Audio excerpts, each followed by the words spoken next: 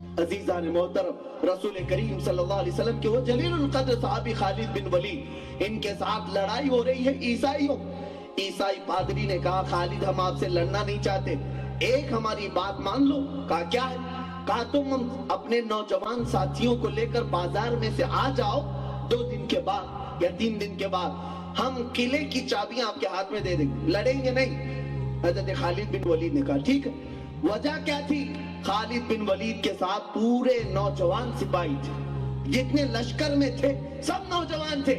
عیسائیوں نے ایک ناپاک منصوبہ یہ بنایا تھا کہ پورے بازار میں ننگی لڑکیاں کھڑی کر دی جائیں اور دولت بکھیر دیا جائے۔ نوجوان کو خریدنے کے لیے 2 ہی چیزیں، ایک دولت ایک عورت، ان 2 چیزوں میں ہر نوجوان بک جاتا ہے، لیکن قسم خدا کی وہ نوجوان کبھی نہیں بکتا جو بازار مصطفیٰ میں پہلے ہی بک چکا ہو۔ لیکن آج بھی لوگ تمہاری بولی لگاتے ہیں عورت کے ذریعے اور مال کے ذریعے۔ تم فیصلہ کرو کس کے پاس بکتے جاؤ گے، کتنے لوگوں کے پاس بکو گے۔ جہاں حسن دیکھا ہمارے ہاتھ پیر ڈھیلے ہو گئے، جہاں مال دیکھا ہمارے ہاتھ پیر ڈھیلے ہو گئے۔ خالد بن ولید کے ساتھ یہی کیا گیا۔ 3 دن کے بعد جب وہ اپنے نوجوان سپاہیوں کو لے کر بازار میں آ رہے تھے، پورے ملک کی حسین و جمیل لڑکیاں ننگی کھڑی ہیں، دولت کا انبار بچھایا گیا ہے۔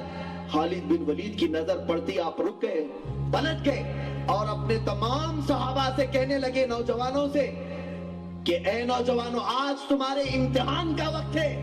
اگر تمہارا قدم ذرا بھی پھسلا تو قیامت تک آنے والی مسلمان قوم تم پر لعنت برسائیں گی، اور اگر آج تم نے ثابت قدمی کا مظاہرہ کیا تو قیامت تک آنے والے تمہارے اوپر رحم و کرم کے پھول برسائیں گے۔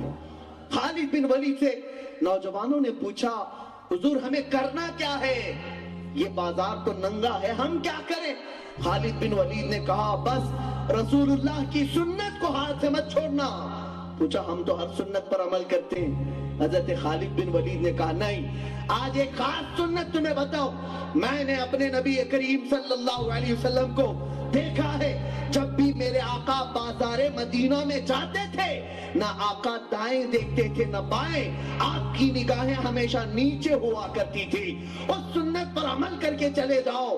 صحابہ اکرام نے خالد بن ولید کی بات کو سنا، اس کے بعد گزرنے لگ گئے اور صحیح سلامت گزرتے گزرتے اس قلعے تک پہنچ گئے۔ نہ لڑکی سے چھیڑ چھاڑ، نہ دولت کی چھیڑ چھاڑ، نہ ہاتھ میں دولت کا سکہ اٹھایا، نہ عورتوں کی طرف نظر اٹھایا۔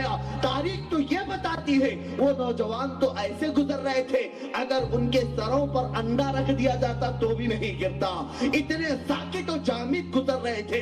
اور ادھر عیسائیوں میں خوشیاں منائی جا رہی تھی کہ وہاں نوجوان بہت چکے ہوں گے، عورتوں کے جال میں پھنس چکے ہوں گے، دولت سمیٹ رہے ہوں گے، لیکن جیسے ہی انہوں نے اپنے سامنے خالد بن ولید جیسے نوجوان کو اور ان کے ساتھ پورے جوانوں کو دیکھا، آنکھیں پھٹی کی پھٹی رہ گئی۔ عیسائی پادری وعدے کے مطابق ساری چابیاں لا کر خالد بن ولید کے قدموں میں رکھتا ہے اور پوچھتا ہے خالد ذرا یہ تو بتاؤ یہ کون سے جوان ہیں، یہ کون سے نوجوان ہیں، ان کے اندر نفس ہے یا نہیں، یہ انسان ہے یا فرشتے ہیں، کون سی جماعت کو تم نے جمع کیا ہے؟ خالد بن ولید نے 2 جملے ارشاد فرمائے تھے، آج میں فخر کے ساتھ اس منبر سے عرض کرتا ہوں۔ خالد بن ولید نے کہا نادان، تم نے ان آنکھوں کو خریدنے کی کوشش کی تھی جن آنکھوں میں پہلے ہی سے جمال مصطفیٰ بس چکا ہو، اسے دنیا کا کوئی حسن دھوکہ کیسے دے سکتا ہے؟ ان آنکھوں کو کیا دھوکہ دے گا یہ حسن و جمال جن آنکھوں میں مصطفیٰ کریم کا جمال بسا ہوا ہو؟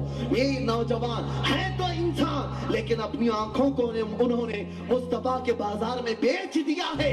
اب یہ آنکھیں کسی اور طرف نہیں اٹھتی ہیں۔ اللہ اکبر، اس عیسائی پادری نے، تاریخی بات ہے، خود اپنے خاندان سمیت جتنے لوگ قلعے میں موجود تھے خالد بن ولید کے ہاتھ پر مشرف اسلام ہو جاتے ہیں، اسلام کے حلقے میں داخل ہو گئے، مسلمان ہو گئے۔